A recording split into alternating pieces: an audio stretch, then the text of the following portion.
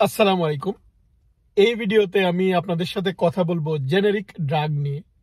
যখন একটা pharmaceutical company নতুন ড্রাগ বা মেডিসিন বের করে, তখন সে মার্কেটে এটা দেয় তার নিজস্ব ব্র্যান্ড নেম বা ব্র্যান্ড নেমের মাধ্যমে এটা বাজারজাত করে। এর প্যাটেন্ট যখন শেষ হয়ে যায়, একটা নির্দিষ্ট সময় পর যখন তার প্যাটেন্টটার মেয়াদ উত্তীর্ণ হয়ে যায়, তখন অন্যান্য কোম্পানিও এই একই ওষুধ বাজারে আনতে পারে। তখন সে জেনেরিক ড্রাগ হিসাবে এটা বাজারে আনে। এটা আমেরিকার মার্কেটে মনে করুন একটা ওষুধ রয়েছে, সেই ওষুধের প্যাটেন্ট শেষ। এখন বাংলাদেশ, ইন্ডিয়া, বিশ্বের যে কোনো দেশের যে কোনো কোম্পানি চাইলেই আমেরিকান মার্কেটে তার এই ওষুধটা বাজারজাত করতে পারবে জেনেরিক মেডিসিন হিসাবে। আমেরিকার প্রেসক্রিপশনের 91%ই দেখা যায় যে জেনেরিক, কারণ ব্র্যান্ড যেই ওষুধটার দাম সেই তুলনায় জেনেরিক ওষুধের দাম কম হয়। তাই ফার্মাসিস্টগণ জেনেরিক ওষুধ বা ইন্স্যুরেন্স কোম্পানিগুলো জেনেরিক ওষুধটাকে প্রমোট করে। এই যে জেনেরিক ওষুধ, সেই জেনেরিক ওষুধের দেখা যায় যে এই পর্যন্ত 32,000 মতো ওষুধ অ্যাপ্রুভ করেছে এফডিএ। আপনাকে যদি এই ওষুধটা মার্কেটে দিতে চান আমেরিকান মার্কেটে, তাহলে কিছু রুলস অ্যান্ড রেগুলেশন রয়েছে, অর্থাৎ আপনাকে এফডিএ অ্যাপ্রুভাল নিতে হবে। এই অ্যাপ্রুভাল নিয়েই মার্কেটে ছাড়তে হবে। আমেরিকার এই যে একটা বিশাল জেনেরিক মার্কেট রয়েছে, সেই মার্কেটের 90% কন্ট্রোল হচ্ছে ইন্ডিয়ার। অর্থাৎ আমেরিকায় যে এই যে 91% প্রেসক্রিপশনের জেনেরিক ওষুধগুলো চলে, এর মধ্যে 90% ওষুধ আসে হচ্ছে ইন্ডিয়া থেকে।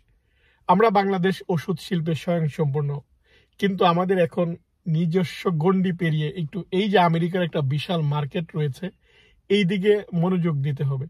আমরা চাইলেই পারি, আমরা যদি আর&ডিটাকে ডেভেলপ করি এবং যে যে রিকোয়ারমেন্টগুলো রয়েছে এফডিএ অ্যাপ্রুভাল পাওয়ার জন্য বা আমেরিকায় ওষুধ রপ্তানি করার জন্য, সেই রিকোয়ারমেন্টগুলো যদি ফুলফিল করতে পারি, বা আমাদের কিন্তু দক্ষ জনশক্তি রয়েছে, ফার্মাসিস্ট রয়েছে, আমরা যদি তাদেরকে এই জিনিসগুলো সম্পর্কে ট্রেন আপ করি, তাহলেই কিন্তু সেটা সম্ভব।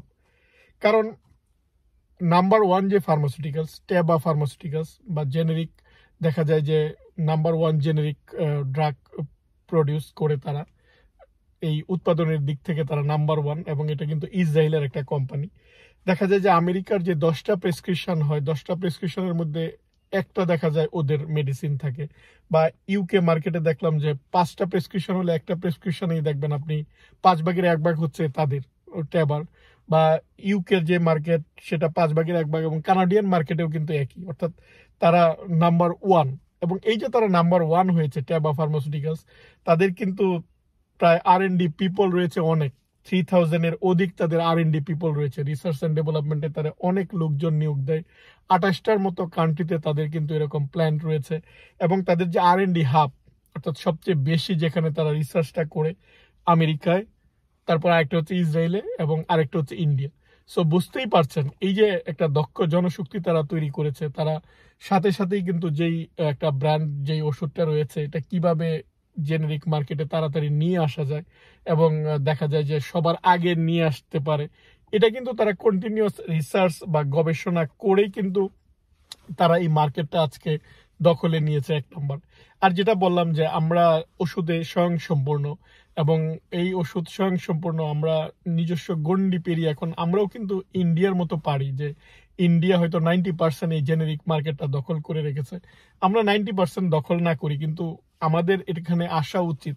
আমাদের অলরেডি 4-5টা ফার্মাসিউটিক্যাল কোম্পানির কিছু প্রোডাক্ট রয়েছে যেগুলো তারা আমেরিকাতে বিক্রি করে, কিন্তু আরো বেশি, অর্থাৎ এই যে আমরা যদি ভারতের সাথে কম্পেয়ার করি, ওরা যদি 90% মার্কেট দখল করে রাখে, আমাদের তো মিনিমাম 20% এই মার্কেটে প্রবেশ করা উচিত।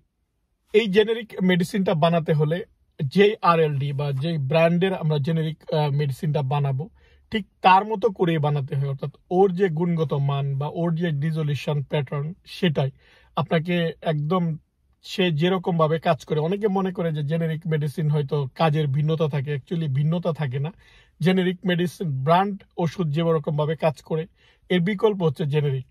অর্থাৎ মনে করুন যে আমাদের ইনসেপ্টার একটা ওষুধ রয়েছে, দেখা যায় স্কোয়ার এই ওষুধটা কিন্তু তাদের ব্র্যান্ড নেম নামেই কিন্তু বাজারজাত করে। আপনি তখন যেটা করবেন যে ইনসেপ্টার যে মেডিসিনটা রয়েছে সেটা হচ্ছে ব্র্যান্ড, আর আপনি এখন দ্বিতীয় মার্কেটে আপনি যেটা ছাড়বেন সেটা হচ্ছে ওর এই জেনেরিক। যেহেতু এখানে প্রেসক্রিপশনে ডাক্তারগণ সরাসরি ব্র্যান্ড বা এটা লিখে না, জেনেরিক প্রোডাক্টের নামটা লিখে, তখন ফার্মাসিস্ট ডিসাইড করে যে কোনটা দিবে। আর জেনেরিক মেডিসিনটা যেহেতু উৎপাদনটা আমেরিকার বাইরে হয় বা অনেক সময় তারা কস্টিংটাকে কমিয়ে আনে, ফলে জেনেরিক মেডিসিনের দামটা কিন্তু কম হয়। ফলে যেহেতু দাম কম, তাই এর কাস্টমার কিন্তু বেশি, এর বিশাল মার্কেট কিন্তু আমেরিকায়। এই জেনেরিক মেডিসিনটা কিভাবে তৈরি করা হয় বা কিভাবে এফডিএ তে আমাদের এই ফাইলিংটা করতে হয় বা কিভাবে অ্যাপ্রুভাল নিতে হয়, এই জিনিসগুলো নিয়ে আমাদের ভবিষ্যৎ প্রজন্মের যারা ফার্মাসিস্ট তাদের বেশি পড়ালেখা করা উচিত, বিশেষ করে ড্রাগ ডেভেলপমেন্টে বা ফর্মুলেশন এবং রেগুলেটরি অ্যাফেয়ার্স, অর্থাৎ এই যে রেগুলেটরির ব্যাপারগুলো, যে কি কি রেগুলেশন রয়েছে, জিএমপিতে কিভাবে কাজ করতে হয় বা এসওপি কি, এই জিনিসগুলো যত বেশি তারা জানবে, যত বেশি এটার সাথে ইউজড টু হবে, তত বেশি কিন্তু ভবিষ্যতে আমাদের এই মার্কেটে ঢোকার সম্ভাবনা রয়েছে। আশা করি ভবিষ্যতে আমাদের অনেক ওষুধ, অনেক জেনেরিক ওষুধ আমেরিকায় অ্যাভেলেবেল হবে। এই আশাবাদ ব্যক্ত করে ভিডিওটি এখানেই শেষ করছি। আপনারা ভালো থাকবেন। আল্লাহ হাফিজ।